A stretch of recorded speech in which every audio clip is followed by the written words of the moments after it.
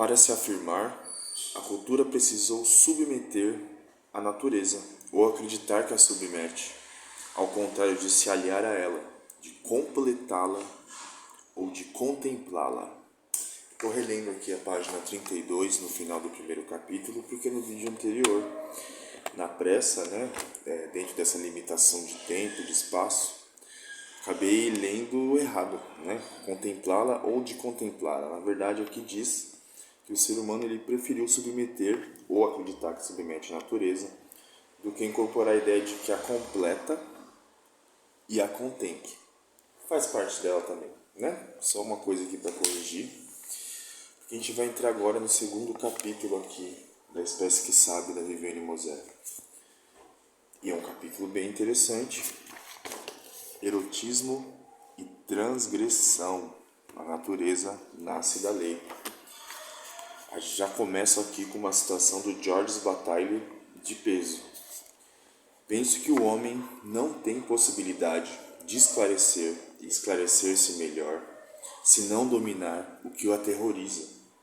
Não quero dizer com isso que o homem deve esperar um mundo em que não haja razões de terror, em que o erotismo e a morte se encadeiam como peças de um mesmo instrumento, mas sim que o homem pode ultrapassar aquilo que o aterra, pode olhá-lo de frente.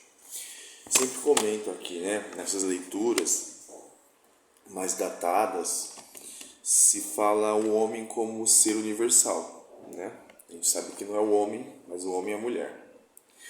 Que até então, se acreditava nisso, se reforçava isso. Até assim, um reflexo de uma cultura patriarcal, A gente vai pensar aí a respeito desse recorte de gênero que hoje é questionado, Porque se deve falar o homem, Mas aqui é um recorte, Só um parênteses que eu acho sempre legal pontuar isso, Mas vamos à citação aqui do Bataille do livro O Erotismo, que eu já comentei aqui, a Viviane usa como referencial aqui no livro, Vamos lá. Penso que o homem não tem possibilidade de esclarecer e esclarecer-se melhor se não dominar o que o aterroriza, Ele não quer dizer com isso que o homem deve esperar que o mundo não haja razões de terror, em que o erotismo e a morte se encadeiam como peças de um mesmo instrumento. Aqui está afirmando que o erotismo e a morte estão encadeados, numa peça do mesmo instrumento,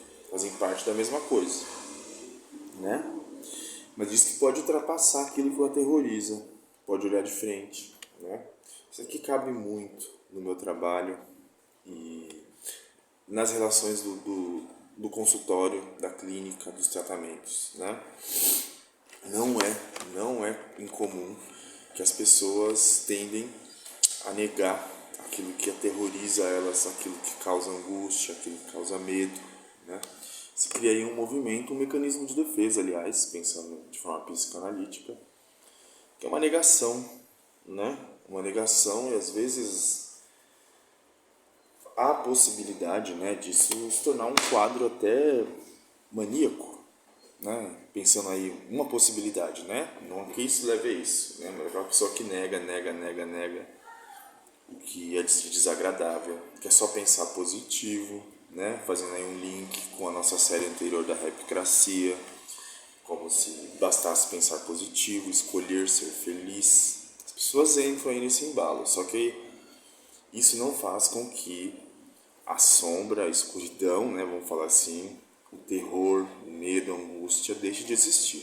O que está acontecendo com isso enquanto se defende, aí já é outra história, Mas é bem legal essa citação aqui do Bataille, que ele vai trazer o erotismo como uma forma de transgressão e vivenciar as leis.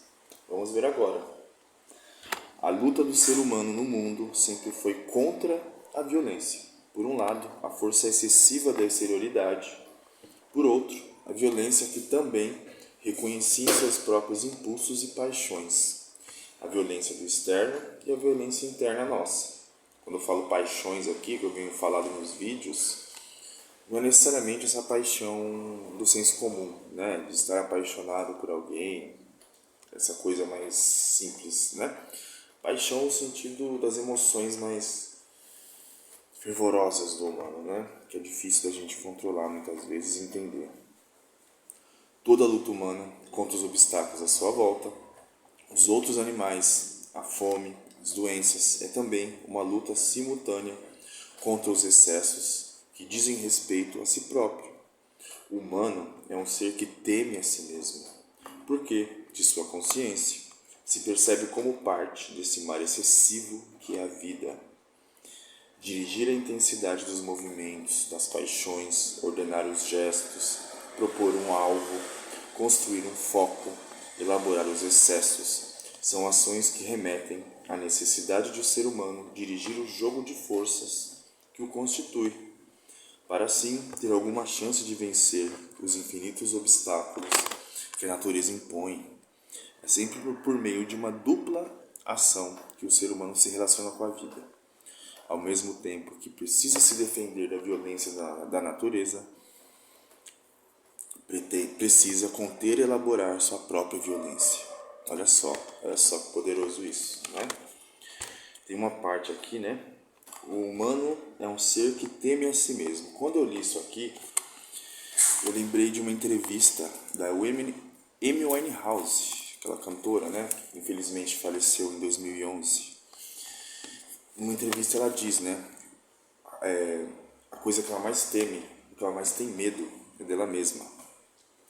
E a gente, se a gente colocar aqui, claro, não é uma análise clínica da Amy, né? Mas vamos ajudar a pensar aqui, né?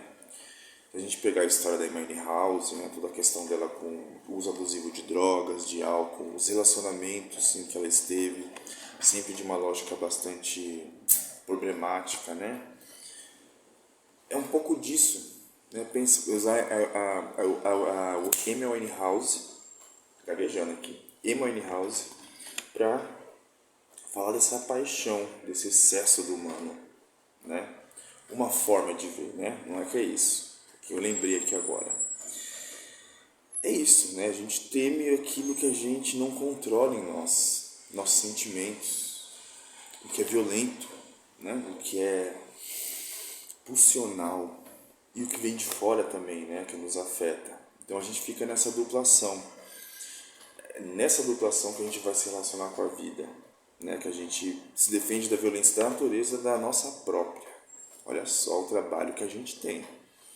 Quando falo natureza, a gente pode pensar até nossos, não instintos, porque instinto é muito reduzido, né? Como eu já coloquei, mas pulsões. Aquilo que ferve na gente pulsa para fora. E muitas vezes a gente fica retendo, enfim, né? Por aí. Segundo o filósofo e escritor Georges Bataille, foi o trabalho que tornou os seres humanos relativamente estáveis. Como o trabalho exige um comportamento ordenado, os excessos e desequilíbrios, os impulsos sexuais, não podem ser vividos no trabalho. Quando trabalha, o humano diz não aos seus desejos imediatos, porque se submete a algum tipo de disciplina em nome de uma satisfação futura. Olha só a elaboração que nós humanos fomos fazendo, né? Não estou aqui com aquela ideia de o trabalho edifica o homem, não, porque isso daí é meio perigoso. Inclusive, é uma frase que Hitler usava, tá? Então aí, vamos pensar um pouquinho. O trabalho pode. Há a possibilidade, dentro de algumas condições, que o trabalho edifique. Mas o trabalho mais explora do que qualquer outra coisa, né? Enfim, vamos guardar isso aqui. O que está dizendo, né? O Georges Bataille vai dizendo que essa estabilidade humana a gente criou a partir do exercício do trabalho. No sentido de, por exemplo, quando estou aqui de frente para essa câmera, falando a respeito de teorias, lendo, ou mesmo quando eu estou ali atendendo, ou mesmo qualquer pessoa, um pedreiro que está ali construindo uma casa,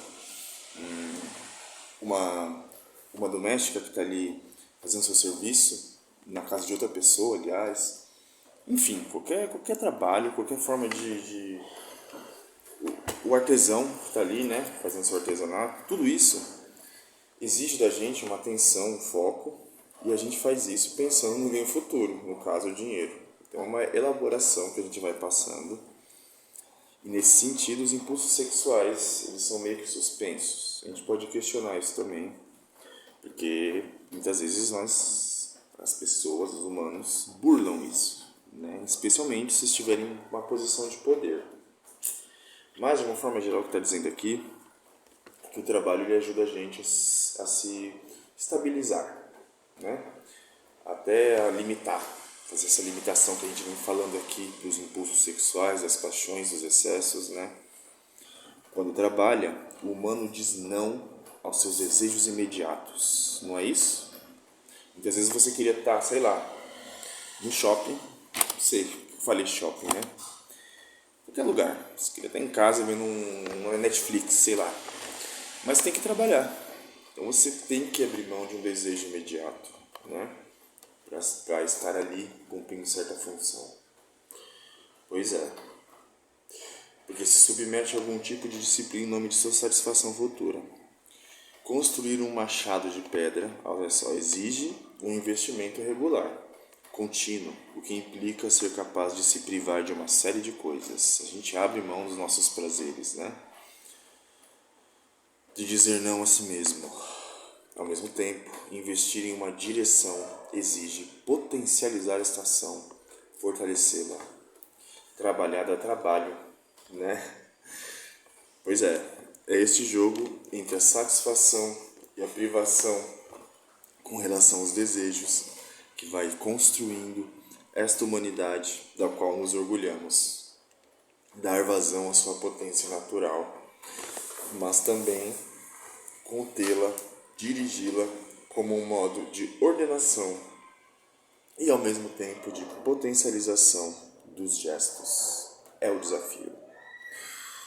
Eu gosto muito da Viviane nesse livro, não só nesse livro, que ela sempre coloca, é o desafio, é o desafio. Aliás, eu acho que ela termina o último capítulo, ou esse que eu tô lendo, que eu já li.